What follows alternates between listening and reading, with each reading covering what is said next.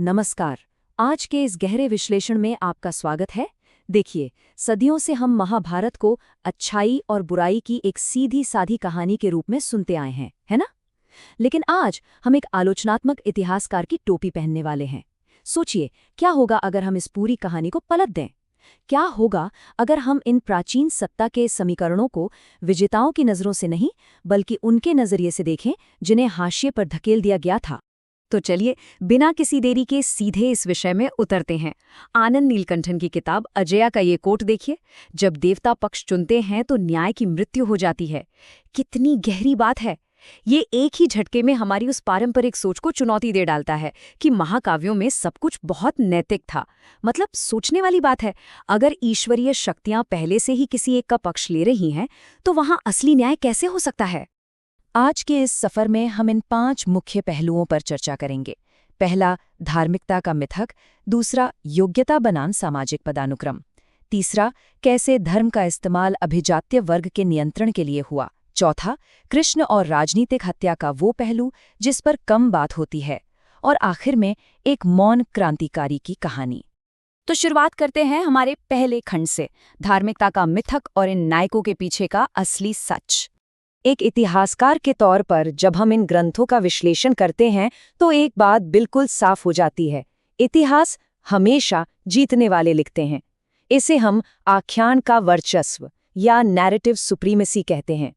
इस प्रक्रिया में होता यह है कि विजेताओं के हर काम को दैवीय और महान बताकर महिमा मंडित कर दिया जाता है, जबकि जो हार गए या हाशिए पर थे उनकी आवाज़ों को पूरी तरह से दबा दिया जाता है।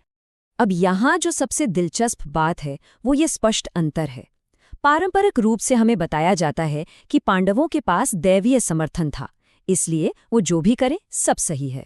लेकिन जो मॉडर्न संशोधनवादी या रिविजनिस्ट नज़रिया है वो ये तर्क देता है कि असल में उन्होंने जो भी हिंसा या छल कपट किया उसे बस स्वर्गीय अनुमोदन या डिवाइन अप्रूवल का एक सुरक्षा कवच पहना दिया गया ताकि वो सही लगे। चलिए अब दूसरे खंड की ओर बढ़ते हैं, जो है योग्यता और सामाजिक पदानुक्रम के बीच का सीधा टकराव।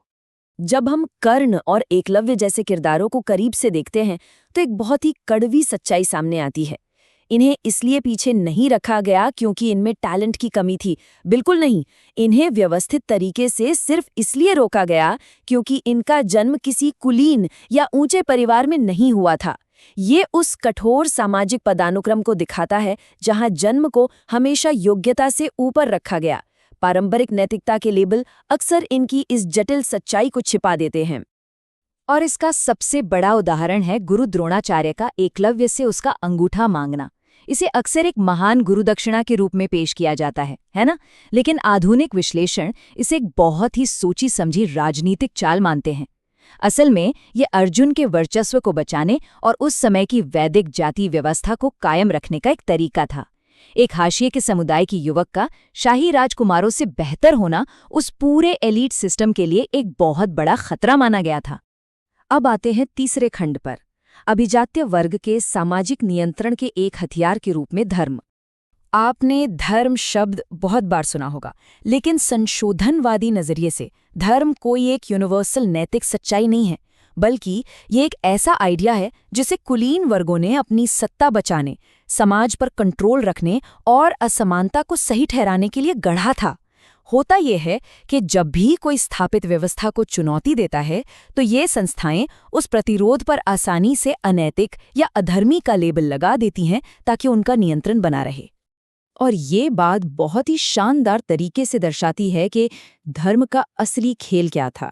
जरा उस दृश्य को याद कीजिए जब चौसर के खेल में द्रौपदी का अपमान हो रहा था।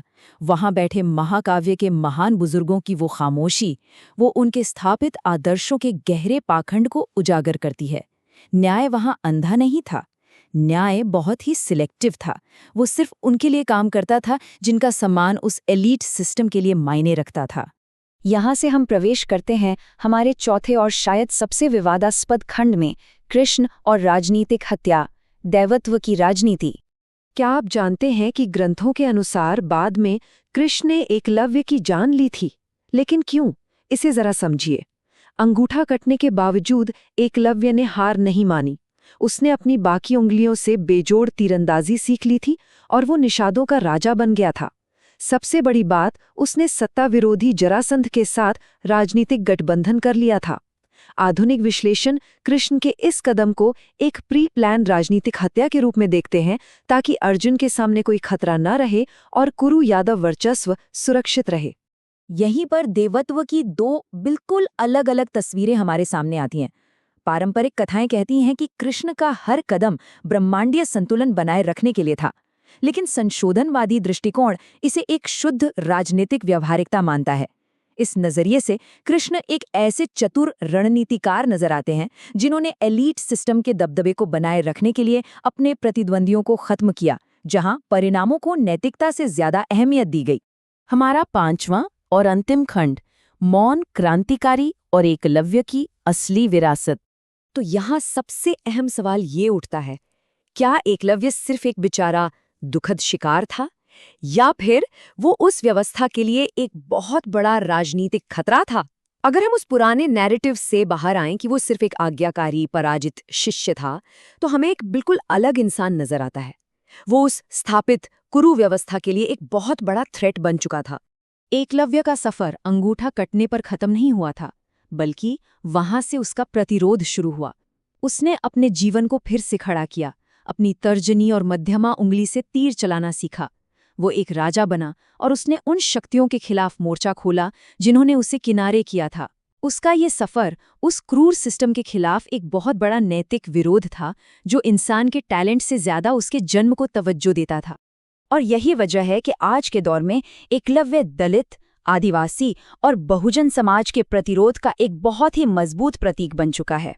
जब लोग कहते हैं हम सब एकलव्य हैं, तो वे उस सदियों पुराने सिस्टम को चुनौती दे रहे होते हैं। आज वो सिर्फ एक शिष्य नहीं, बल्कि एक राजनीतिक सुधारक की भूमिका में देखा जाता है, जिसने समानता की लड़ाई लड़ी। चलिए आगे बढ़ते हैं और देखते हैं कि यह पूरी चर्चा आज के समय से कैसे जुड़ती है। जब हम इन प्राचीन सत्ता संघर्षों को एक अकादमिक और हाशिए के समाज यानी सबॉल्टर्न नजरिए से देखते हैं, तो ये पुराने ब्लैक एंड व्हाइट या बाइनरी नैतिकता को सिरे से खारिज कर देता है। और सबसे जरूरी बात यह हमें आज की दुनिया में सामाजिक समानता, समावेशिता और प्रतिनिधित्व के मुद्दों पर बहुत ही गहराई से सोचने पर मजबूर करता है। तो इस पूरे विश्लेषण के अंत में एक बहुत ही तीखा सवाल हमारे सामने खड़ा होता है। अगर यह सच है कि मिथक हमेशा विजेता ही लिखते हैं, तो सोचिए इतिहास के पन्नों में ऐसे और कितने ही हाशिए के सत्य हैं जो आज भी बाहर आने का इंतजार कर रहे हैं। ये एक ऐसा सवाल है जो हमें बहुत कुछ सोचने पर मजबूर कर देता है। इस गहरी चर्चा में मेरे साथ जुड़ने के लिए आपका बहुत बहुत शुक्रिया।